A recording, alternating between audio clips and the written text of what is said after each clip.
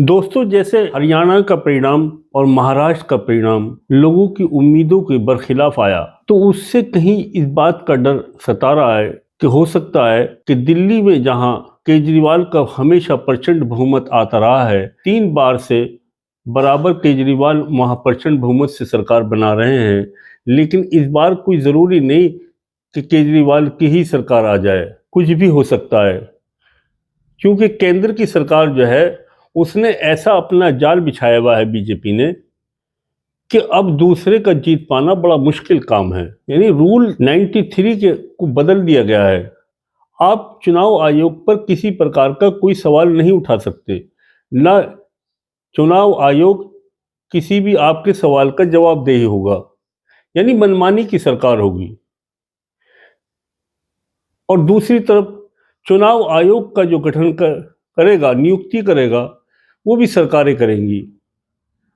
यानी उसके अंदर माननीय प्रधानमंत्री जी होंगे, गृह मंत्री अमित शाह जी होंगे, एक प्रतिपक्ष का नेता होगा यानी राहुल गांधी जी, और वोट 3 में से 2 वोट जो है वो सरकार की होंगी, तो प्रतिपक्ष के नेता की भी नहीं चलेगी। और चुनाव आयोग का गठन बीजेपी के अकॉर्डिंग होगा, और जब बीजेपी के अकॉर्डिंग चुनाव आयोग का गठन होगा तो नतीजे भी बीजेपी के अनुसार ही आएंगे। अब चाहे वो बिहार का चुनाव करा लीजिए, चाहे आप दिल्ली का करा लीजिए, लेकिन दिल्ली का चुनाव और राज्यों के चुनाव से विपरीत है।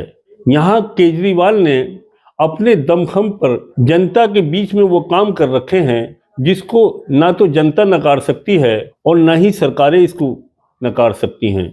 जनता के बीच केजरीवाल ने इतनी सुविधाएं उपलब्ध कराई जो आज़ाद भारत के बाद में कभी इतनी सुविधाएं जनता को नहीं मिली। यानी महिलाओं के लिए फ्री बस सेवा जो लगभग 3,000 रुपये बचा के देती है, महिलाओं के लिए सम्मान राशि 2100 रुपये, और बुजुर्गों के लिए तीर्थ यात्रा, बच्चों के लिए पढ़ाई की व्यवस्था, और मरीजों के लिए मोहल्ला क्लिनिक और हॉस्पिटल। यानी मुख्य सुविधाओं का उपलब्ध करा देना जनता को, ये पूरे भारत के अंदर पहली सरकार है। तो इस आधार पर सोचा जा रहा है कि हो सकता है कि बीजेपी का जो षड्यंत्रकारी यंत्र है वो यहां पर प्रचलित ना हो पाए। जो अमित शाह जी का जो चाणक्य माइंड है, मुमकिन है कि वो बीजेपी का जो चाणक्य माइंड अमित शाह जी हैं वो आकर दिल्ली में धराशायी ना हो जाए। लेकिन जिस तरह से ये चाल और जाल बिछा रहे हैं और अपने इस सर पे इन्होंने जगह जगह की 10-10, 11-11 हजार वोटें काटी हैं, उससे ये जाहिर हो रहा है कि कहीं ना कहीं चाणक्य माइंड अमित शाह जी पूरा जोर लगाएंगे केजरीवाल सरकार को गिराने के लिए। दूसरी तरफ ईडी ने दरखास्त लगाई है सरकार के कहने पर एलजी के पास में कि हम केजरीवाल की गिरफ्तारी चाहते हैं, और तुरंत एलजी ने परमिशन दे दी और इसकी चर्चा मुख्य अखबारों में हुई। उधर संसद के बाहर राहुल गांधी के साथ में धक्का मुक्की का होना, उधर केजरीवाल की गिरफ्तारी का चर्चा का होना, बीजेपी की वो षड्यंत्र है जो बीजेपी राज्यसभा के अंदर गलती कर चुकी है।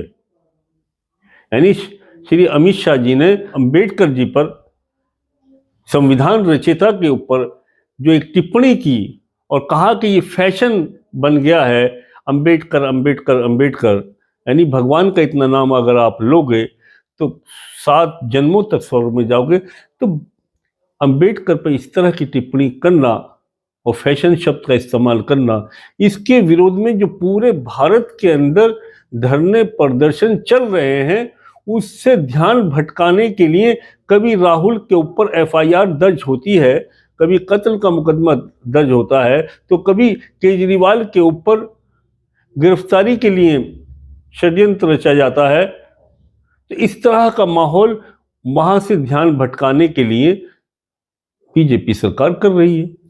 संविधान रचयिता बाबा साहब अम्बेडकर के ग्रैंडसन यानी पोते प्रकाश अंबेडकर ने कहा कि अब समय निकल चुका है कि अमित शाह माफ़ी मांगे।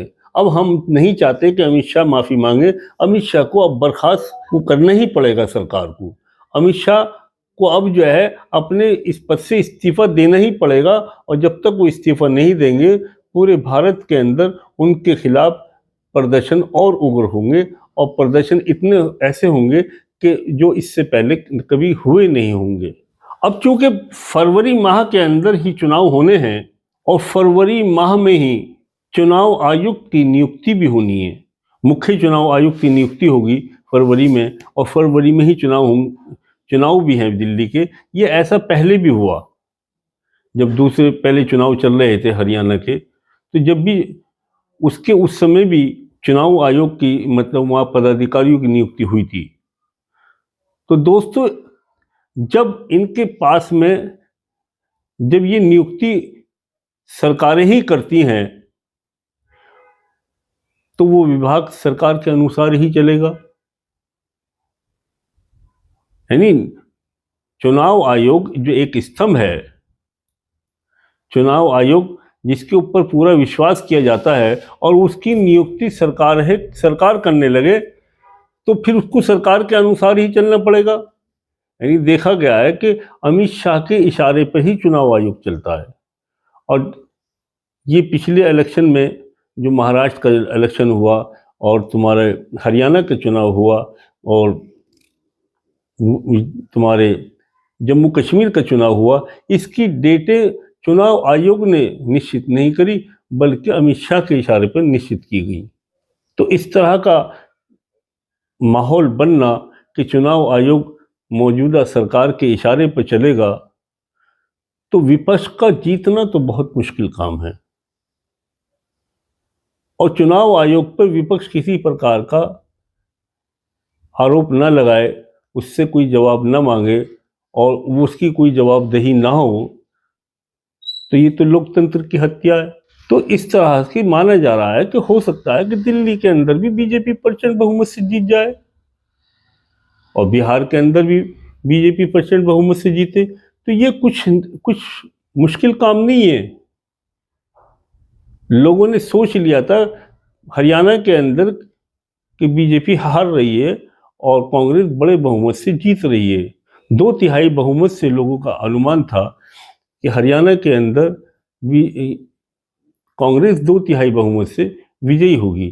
इसी तरह से महाराष्ट्र के अंदर भी लोगों का पूरा अनुमान था कि बहुत बड़े पैमाने पर बीजेपी की हार होगी, क्योंकि बीजेपी के अंदर जबरदस्त फूट चल रही थी। उसके बावजूद भी बीजेपी महाराष्ट्र के अंदर प्रचंड बहुमत से अपना झंडा लहरा देती है। तो ये क्या है? ये लोग अपनी दबी जबानों से सरकार के ऊपर उंगली उठा रहे हैं, चुनाव आयोग पर उंगली उठा रहे हैं कि ये क्या हो रहा है। या तो मशीनों में कुछ गड़बड़ है या मशीनें ही बदली जा रही हैं। कहीं ना कहीं कोई ना कोई शंका की और शक की नज़रों में सरकारें इस टाइम हैं। और महाराष्ट्र के अंदर तो इस चुनाव को लेकर गांव देहातों के अंदर ज़बरदस्त प्रदर्शन हुए और लोगों ने कहा कि ये हमने इस पार्टी को वोट डाला, जिस प्रत्याशी को दिया, हमारा वोट कहाँ चला गया। लोग इसी शंका में रहे। तो दोस्तों अब जो दिल्ली का चुनाव है, ये कोई ज़रूरी नहीं कि केजरीवाल जीत जाए। हो सकता है कि इसके अंदर 2/3 से भी अधिक बहुमत से, यानी 70 में से 68 सीटें बीजेपी के पास आ जाएं, तो ये भी मुमकिन है। क्यों जी, मोदी जी हैं तो सब कुछ मुमकिन है। दोस्तों ये वीडियो आपको मेरी अच्छी लगी हो तो चैनल को सब्सक्राइब करें, बेल आइकन दबाएं, अपना ख्याल रखें, दोस्तों का ख्याल रखें, हमेशा राष्ट्र हित में रहें। जय हिंद, जय भारत।